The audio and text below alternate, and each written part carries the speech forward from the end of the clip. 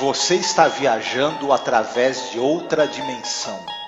Uma dimensão não só de imagens e sons, mas também da mente. Uma jornada a uma maravilhosa terra, cujas fronteiras são as da fantasia. Há um sinal logo à frente, avisando que sua próxima parada será em Além da Imaginação. All right, 200 on 4, 200 on black, and 200 on even. Ace, take it easy. Please, 200 on even, black and 4. 204, black and even. Okay. There we go. Trying to get a better. Olá, ouvinte! Seja bem-vindo a mais um episódio sobre a série clássica Além da Imaginação. Eu sou a Angélica. E eu sou o Marcos. E hoje nós iremos falar sobre o episódio número 57, no geral, da série Além da Imaginação, né? E da temporada, episódio número 21, que é The Prime Mover. Tradução é o principal motor, né? Que seria algo assim como o que o move, né? O que move uma pessoa, né, para algo, né? Esse episódio tem uma vibe meio humorística, né, Marcos? De certa maneira, um episódio que é escrito pelo George Clayton Johnson, porém o Charles Beaumont, né?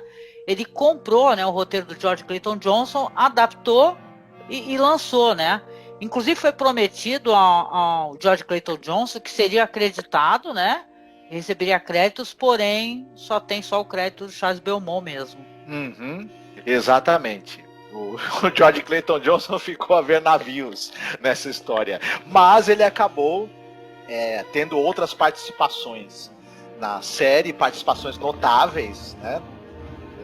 Enfim, a gente já comentou sobre isso. Sim.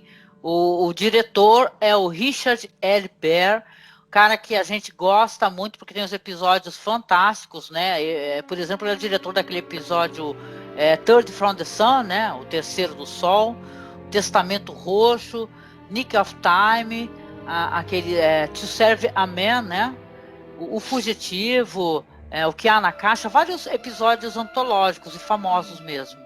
Rapidamente, só comentando, a gente já comentou isso, mas só para relembrar, o Richard L. Baer, enfim, ele ficou famoso também por uma longa série de curtas-metragens de uma comédia de costumes, né, uma comédia que era do comediante o George O'Hanlon. Ele fazia um personagem chamado Joe McDougall. E esses curtas, eles eram em torno do seguinte: você quer ser um detetive, então você está tendo um problema com a lei, você quer comprar um apartamento. Eram situações do cotidiano que, claro, iam gerando humor, confusões, palhaçadas, que com esse personagem, né, o Joe McDougall, que era vivido pelo comediante o George O'Hanlon. Foram mais de 60 curtas ao longo de muito tempo e quase todos dirigidos pelo Richard L. Baer. Ele é famoso nos Estados Unidos mais por isso e também pela participação dele no Além da Imaginação em vários episódios notáveis. Ele tem uma característica estilística, se a gente for falar assim, ele tem uma direção pouco intrusiva. Ele deixa isso no Além da Imaginação, ele deixa que a história esteja em primeiro plano e ele tem menos assim maneirismos narrativos. Ele não é um diretor tão criativo quanto, por exemplo, o Reis, que a gente adora falar, né? Da engenhosidade narrativa do Reis, por exemplo. Ele já é um diretor que ele é muito menos criativo, mas ele tem uma mão muito segura para conduzir as histórias, tanto é que vários episódios dirigidos por ele são muito bem sucedidos dentro do elenco ali de episódios da série. Sim, tem uma coisa também que eu queria comentar antes da gente começar a sinopse, né, sem entregar muito, mas também tem uma curiosidade que esse episódio, The Prime Mover, ele tem um lance dele lidar com a telecinésia, né, e tal, com a Sim. pessoa que move as coisas com o poder da mente. E tem uma particularidade que esse é o único episódio que lida com um personagem que tem somente essa habilidade, porque tem alguns episódios que os personagens, por exemplo, aquele do menino, né, It's a Good Life, né, ou então Fugitivo, né, que é um outro roteiro também do Charles Beaumont, que eles têm o poder da telecinésia, mas também tem outras capacidades, né? Então, na verdade, esse é o único episódio da série que ele lida especificamente com esse poder, né? Que um personagem vai ter. Uhum. Pois é, o menino lá que você comentou, do It's a Good Life, ele tem o poder de plasmar tudo que ele pensa vira realidade. Então, o poder quase de um deus, né? Já o personagem desse episódio, ele move objetos com a mente. Ponto. Sim, exatamente, sim. Então, é engraçado, quando a gente comentou, né, há alguns episódios atrás, a gente falou do George Clayton Johnson, né, a gente falou sobre a biografia dele, da importância dele para a cultura pop. A gente comentou até que ele tinha intenção de ter um episódio que lidasse com essa questão do jogo, né, e tal, de Las Vegas, né. Tem um episódio famoso também da Linha da Imaginação, do senhorzinho que vai com a esposa para Las Vegas e acaba pirando com a máquina de caça-níqueis, né, que ele chama de ladrão. Isso, The Fever, né, que ele é o ladrão de um braço só, né, que o Rod Serling chamava, né, esse mecanismo. E esse episódio também tem a questão do jogo e da jogatina, e também do cara ele pirar, né? Ele pirar de vez com o negócio do jogo, né? É mais um personagem que tem uma certa dubiedade também. Vamos colocar assim, ele toma certas atitudes, depois as coisas vão se resolver, mas a gente meio que tem uma certa suspensão de descrença para aceitar também como ele muda, né, de atitude de uma hora para outra. Mas a gente vai chegar lá, né? E tal, né? Você quer falar um pouquinho sobre os atores e as atrizes? Tu tem alguma coisa preparada aí? Falo sim. O Ace Larsen, que é esse personagem que você falou, que é o cara que ele tem um vício em jogo, que a gente vai entender isso quando a gente falar da sinopse, ele é vivido por um ator chamado Danny Clark. O Danny Clark era um cara que ele era meio apadrinhado do Humphrey Bogart. Que legal. Foi meio que o Humphrey Bogart ajudou a lançar a carreira desse cara, e ele entrou numa fase de Hollywood em que eles queriam atores para determinados papéis que não fossem homens lindos, tivessem mais uma cara de homem comum. Porque o público, eles faziam muitas vezes anti-heróis, inclusive, né? O público tinha como se identificar mais facilmente com essa pessoa que tinha uma aparência mais comum. E foi o caso do Danny Clark, né? Ele até brinca numa entrevista, ele chegou a falar que, poxa, eu não era um cara muito bonitão, mas eu dei sorte de eu entrar numa onda ali, que o Humphrey Bogart é um exemplo disso, né? Talvez o melhor exemplo, de era um cara que não era nada bonito, mas ele vivia papéis em que uma pessoa comum, podia se identificar com ele. Você tinha essa coisa da pessoa com a cara de gente, não com a cara de super astro lindão, enfim, com a plástica perfeita, né? Não era um Marlon Brando, né? São pessoas com... Tipo assim, não é que a gente tá querendo falar que eles são feios, até porque são tão carismáticos, né? O Humphrey Bogart, né? São pessoas que você acaba ficando totalmente cativado, né? Pelo jeito como a pessoa atua, né? Então eu te entendo, né? Mas é legal isso, a gente comenta muito isso às vezes quando eu tô assistindo esses filmes, né? Eu lembro até naquela época do Crepúsculo, né? Que tem uma certa, assim, a aparência do homem, um homem bonito hoje em dia tem que ser um homem com uma feição quase feminina, né? Delicada. E esses caras que vocês vê em séries antigas, por exemplo, né? São caras com uma face meio rústica, né? Uma face comum, né? Até se preserva muito mais a questão da atuação, né? Do que da beleza, e isso conta também. Acho que isso conta, é interessante. Sim, sim. Ele é um cara também que começou a carreira no cinema, mas depois ele acabou indo para a televisão e ele teve uma longuíssima carreira na TV, e é um ator muito versátil, fazia diferentes tipos de papel e tudo mais. Ele é um cara que tem um certo charme, é interessante, ele é um cara baixinho, não é especificamente bonito, mas ele tem muito charme. E atua muito bem, e ele tinha essa coisa, tanto Humphrey Bogart como atores como ele, como Danny Clark, que a gente está falando, de interpretar personagens que eles têm nuances, e que eles têm nuances até morais, inclusive. Você enxerga, você não é aquele sujeito que vai ser o grande herói da história. Ele tem aquele jeito de homem comum, e ele também se serve a personagens mais realistas, com mais nuances. E é muito o que a gente vai ver, inclusive, nesse episódio que você até falou, né? Ele é uma pessoa que tem muitos defeitos e também tem uma uma grande humanidade ali nesse personagem. Outro personagem interessante que a gente vai ver, vivido por um ator muito curioso, é o amigo dele, né? Ah, sim. Buddy Ebsen. Buddy né? Ebsen. Faz o Ele, Jimbo.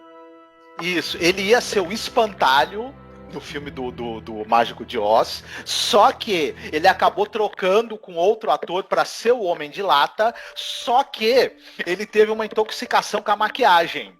Passou mal, não deu certo a maquiagem nele. Ele foi substituído. A voz dele aparece quando o Homem de Lata canta, mas é não creditada. Ficaram aí com as gravações das músicas na voz dele. Depois, ele é um cara que ele começou no cinema em papéis em que ele dançava. Ele é um baita de um pé de valsa. Né? Então, na verdade, peraí, na verdade ele foi a escolha original, mas depois acabou não fazendo o Mágico de Oz, né? É verdade. Isso. Sim, entendi. Isso. Não, e eu tô vendo aqui que ele também participou daquele Breakfast at Tiffany, né? Com a Audrey Hepburn, né? Como é que é o título desse filme mesmo? Bonequinha de Luxo.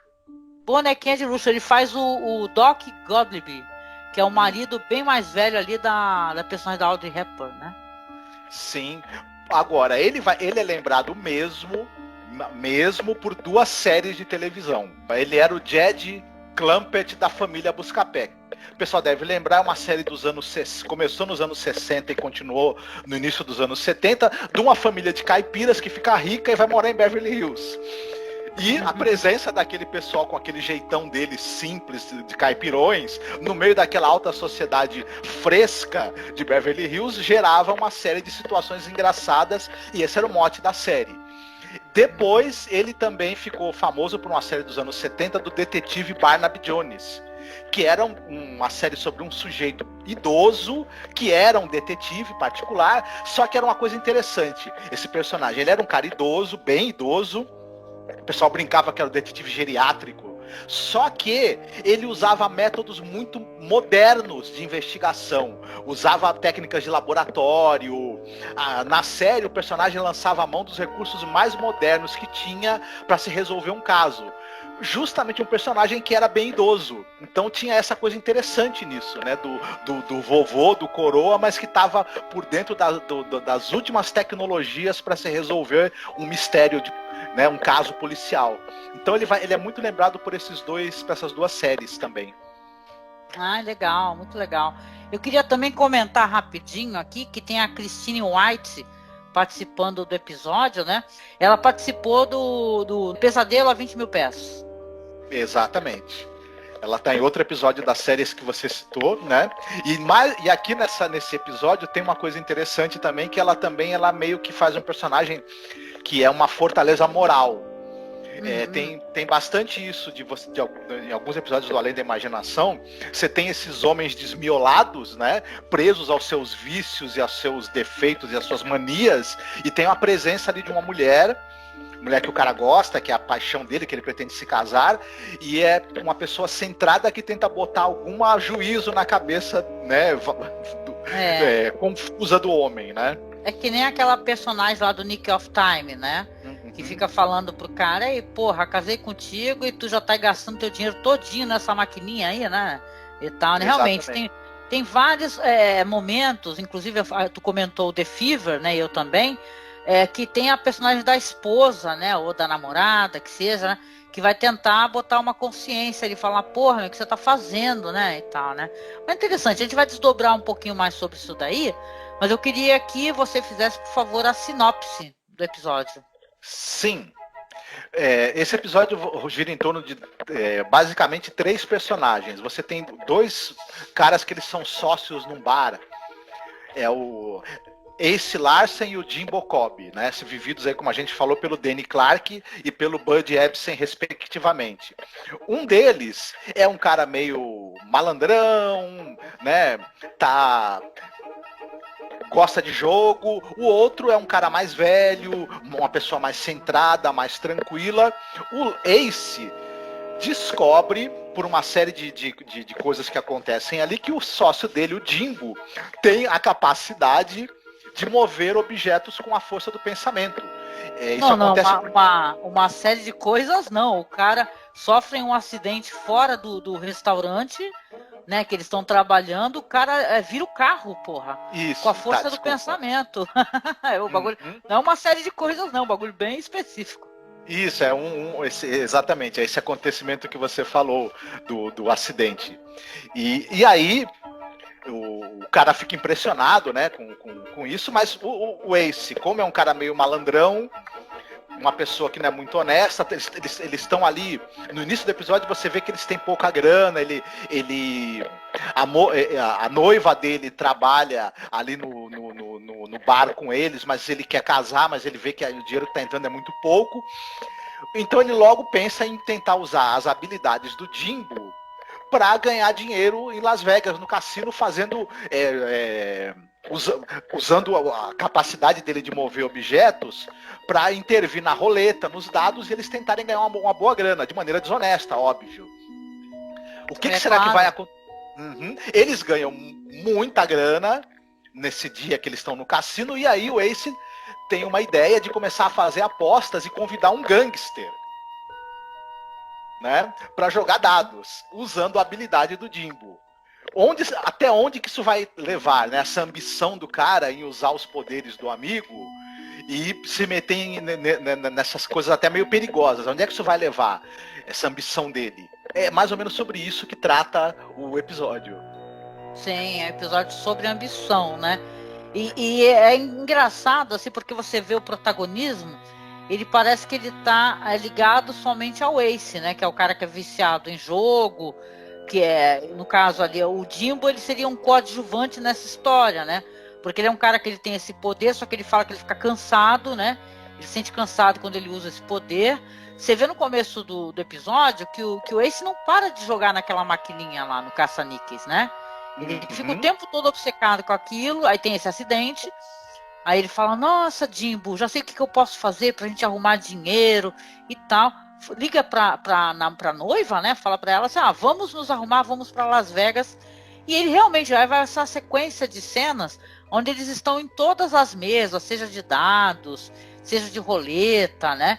E claro, tem aquele efeito sonoro divertido, né? Quando o Jimbo tá alterando, né, as coisas com a força do pensamento, né? Praticamente não tem muito efeito especial aí, né? Nesse caso aí do Jimbo, né? Mas é interessante que você vê que eles vão... Engraçado, né? Porque a gente tem uma percepção, né? Esses filmes assim de jogos, né, e tal, que passa Las Vegas, que rapidamente os leões de chácara dos cassinos, eles vão atrás das pessoas que estão ganhando, né? Eu não sei como é que eles conseguem sair ilesos dessas jogatinas, acho que é porque eles jogam e não ficam direto numa mesa só. Eles vão para um jogo, depois para um outro cassino, e para o outro, e para o outro, e para o outro, e é assim que eles conseguem realmente se livrar. Mas o lance de ele chamar depois o cara que você descobre que é um mafioso, é um bandido, né? E ele vai ganhando todas, né? Primeiro o cara, inclusive, acha que ele tá com dados viciados, né? Fala assim, não, eu vou jogar com os meus dados, né? E tal, né? Só que ele vai ganhando, e vai ganhando, e vai ganhando, e vai ganhando, e claro que vai dar problema aí, né? Claro que vai dar problema. Primeiro que o Jimbo, apesar de parecer um personagem que ele não tem muita... dentro dessa história, ele tem uma função, mas ele não tem muita fala, né? E tal. Ele vai botar vinagre, né? Na sorte do Ace, né? Exatamente. Quando o Ace tá lá, vai jogando dados com o mafioso. É engraçado que ele chama o cara, né? No hotel, eles estão num hotel de luxo, porque eles ganharam uma baita grana no cassino.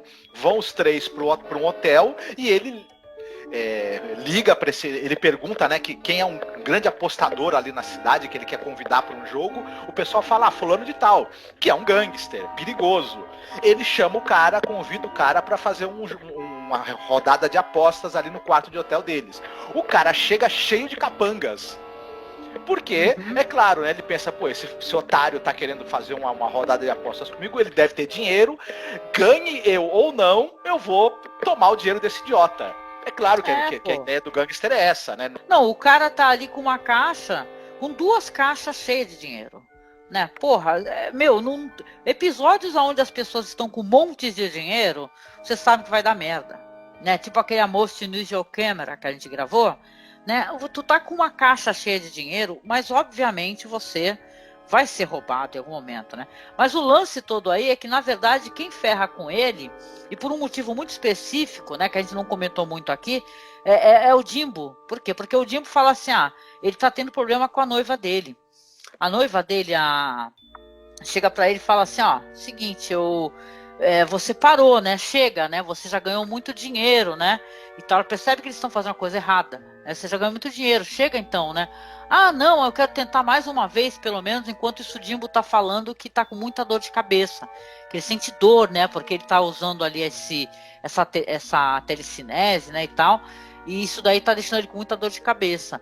Aí ela fala, quer saber? Vou embora, tchau, fica aí então. Aí o filho da mãe do Ace, ele mais do que rápido vai e chama uma daquelas cocotas lá, aquelas que andam com aquelas bandejas com cigarro, né? Chicletes e tal. Fala aí, fulana, você quer ficar comigo essa noite? Vamos passear, vamos fazer aquilo. Ela aceita e, cara, o cara simplesmente... A mina dele ficou aturando o cara anos, pobre, um pobretão, jogador, né? Compulsivo e tal. Quando o cara tem grana e tal, ela pede pro cara parar, porque ela, claro, né? Ela tá vendo que vai dar merda, né, ele arruma outro imediatamente, né? E enquanto ele perde ali, né? E o bandido vai levar, claro, toda a grana, né? A moça chega também, ele fala, não vai rolar, né? Não vai dar pra gente poder fazer uma noite de aventuras, né? De passeios e tudo mais, né? Eles não deixam claro, né? Claro, Twilight Zone é bem pudico, né? Bem pudica, mas é claro que ele vai ficar com ela, ele ficaria com ela se tudo tivesse dado certo, né? Só que tudo deu errado, né? Então, ele vai voltar pra casa, ele vai pedir desculpas, né? Você vai entender que, na verdade, o Jimbo, ele fingiu, né, que ele tinha ficado sem poderes e tal, para não falar pro amigo dele, porque ele queria ajudar o cara, né, ao cara tentar reatar de alguma maneira com a noiva dele. Exatamente. E aí a gente chega talvez no ponto chave desse episódio, é que o Jimbo, ele é um personagem, ele é um cara que tem poder, né? Tem o poder da telecinese, ele pode mover objetos, e ele é uma pessoa muito calada, muito tranquilona. Ele, na verdade, é uma pessoa muito sábia. Ele entende perfeitamente os limites que esse poder tem, ele entende perfeitamente o que a ambição e ele explorar esse poder para obter lucro pode gerar em termos de sofrimento, de tristeza, de problemas, de erros. Então ele é uma pessoa que ele só usa esse poder quando, por exemplo, para salvar a vida de alguém, no acidente que acontece no início do episódio. Sim. Ele só usa quando é muito necessário e quando tem alguém precisando. De resto, ele segue a vida dele normalmente, com a tranquilidade. Tanto é uma coisa até engraçada, tem um determinado momento do início do episódio que o Ace fala pra ele, poxa, eu queria casar com a Kitty, mas eu tô sem dinheiro. E o Jimbo fala pra ele, não, eu tenho dinheirinho guardado, se você quiser eu te arrumo pra você casar. Então você vê que o Jimbo, na tranquilidade dele, ele vai guiando a vida dele com muita calma e com muita sabedoria. A sabedoria e a calma dele é confrontada com a avareza, né, a ambição e o vício do Ace. É uma coisa muito interessante isso. Você ter essa coisa de um personagem que ele tem uma sabedoria para usar a habilidade que ele tem. E é engraçado isso, porque no Twilight Zone, muitas vezes, quando tem um elemento sobrenatural, o personagem acaba sendo mudado por aquilo, para bem ou para mal. Ele tem, aquilo modifica, faz uma alteração na vida dele. No final, o Jimbo não, ele fica sendo exatamente o que ele já é ao longo do episódio. O poder que ele tem não muda a personalidade dele. Ou talvez em algum momento, quando ele era mais jovem, ele tenha usado esse poder e tenha entendido que usar indiscriminadamente também pode levar ao sofrimento. A gente não sabe, a gente pode até tentar deduzir, imaginar uma história de fundo para esse personagem. De qualquer maneira, é uma coisa muito bacana e que leva a uma reflexão interessante. E você vê que ele fala, né, a certo momento o Jimbo fala que perdeu o poder, né? Que ele usou tanto o poder dele que ele perdeu. Aí quando o episódio termina, ele já reatou ali com a noiva dele, aí ele vai e move a vassoura, né, com a força do pensamento. Então realmente é um personagem muito sábio, né? É um episódio sobre a ganância, né? Diferente do The Fever, que tem um final triste, né? Chega a ser satírico com aquele negócio de a máquina, né, devolver a moeda, tem um tom de terror, né? Esse daí não, ele tem um final que deu tudo certo, né? Uhum. Tudo bem que não me parece um personagem muito confiável, né? O Ace, né? Que é um cara que qualquer merda troca a mulher dele por outra, né? Se ele vai realmente aprender alguma coisa com essa lição que ele teve, né? Se ele vai guardar essa lição, a gente não sabe. E é engraçado que você falou da máquina de caça-níqueis. A máquina que aparece no episódio Fever, ela é a mesma que aparece no início desse episódio, que eles têm no bar, só que com alguns adereços a menos que eles retiraram, mas você percebe que a máquina é a mesma. Interessante, é o mesmo objeto cênico que aparece. Em termos de, se a gente for pensar em termos de linguagem também, esse episódio tem uma direção segura, mas como a gente até tinha falado, pouco intrusiva, né? O diretor, o Richard L. Baer, ele deixa o elenco conduzir, né, a trama, as atuações estarem ali conduzindo o transcorrer da história, sem grandes invenções narrativas assim, mas ele é bem feito, é muito bem fotografado, muito bem conduzido, tem um senso de ritmo assim muito preciso que esse diretor tinha. Então é um episódio bacana. Eu também gostei, um episódio divertido, viu? Foi maneiríssimo poder assisti-lo. E tem uma vibe assim, apesar de ter uma crítica, ele tem um tom muito leve, né? Então é um episódio que vale a pena assim de acompanhar e conversar sobre ele, né? É muito bom saber, eu não sabia essa informação, achei muito interessante do cara ser alguém que seria o Homem de Lata, né? Imagina como é que eram as maquiagens, né? Tudo tóxico, né? Nessa época, realmente a pessoa passava um bagulho na cara, ficava totalmente, né, intoxicado, né? Então... Eu acho até, eu não sei se é cedo pra gente falar, mas você falou sobre essa coisa do episódio ter um tom leve. A gente percebe que na segunda temporada, se você tiver uma impressão diferente, você me fala. Você tem mais episódios com tom leve na segunda temporada. Acho eu, até por uma exigência da CBS, né? Que ela queria ter uma possibilidade de ampliar o público. Então você tem mais episódios assim que... E ao mesmo tempo você tem alguns episódios mais de tom mais pesado, até caindo pro terror, né? Então... o próximo eu acho que tem um tom bem pesado, realmente. Não, concordo contigo, tem sim. Mas olha, é que tem alguns que são um pouquinho mais, como eu posso dizer, beiram uma certa inocência, né? Esse daí não, ele realmente tem uma crítica ali nas entrelinhas, né? E ele leva em frente essa crítica, né? Ele dá vamos colocar assim, um conselho, né? Uma certa lição de moral, né? Então, beleza, certo. Mas vamos lá então, vamos lá fazer as nossas recomendações. O que você gostaria de recomendar aqui para o nosso ouvinte querido?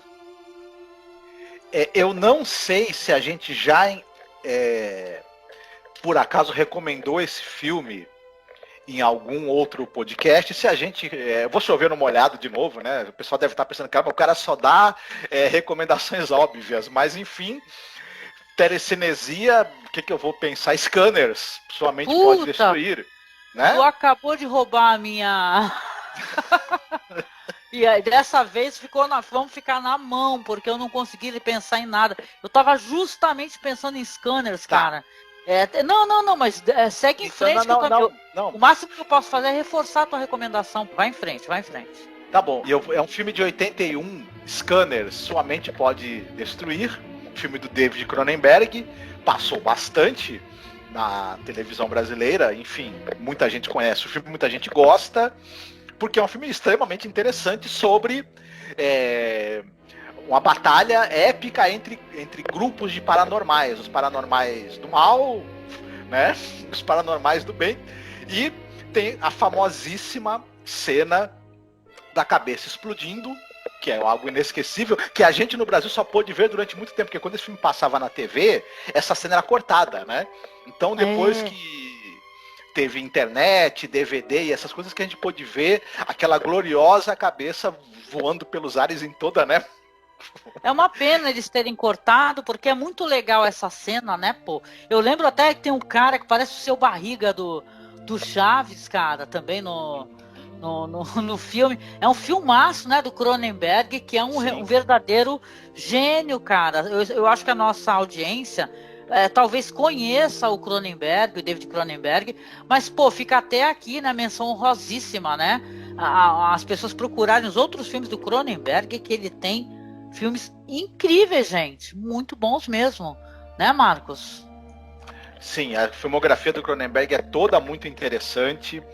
E, enfim, quem ainda não assistiu esse filme Scanners, procure. Você vai ter uma experiência muito interessante essa mistura de terror, ficção científica, suspense e body horror, né? Esse terror assim gráfico com alterações corporais, que é uma característica do Cronenberg.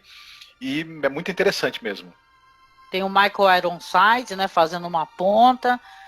Olha, muito maneiro mesmo, tá? É um filmaço, assim, que vale a pena, porque como tem por aí agora, né, o tempo já passou, já tem versões altamente remasterizadas, sabe?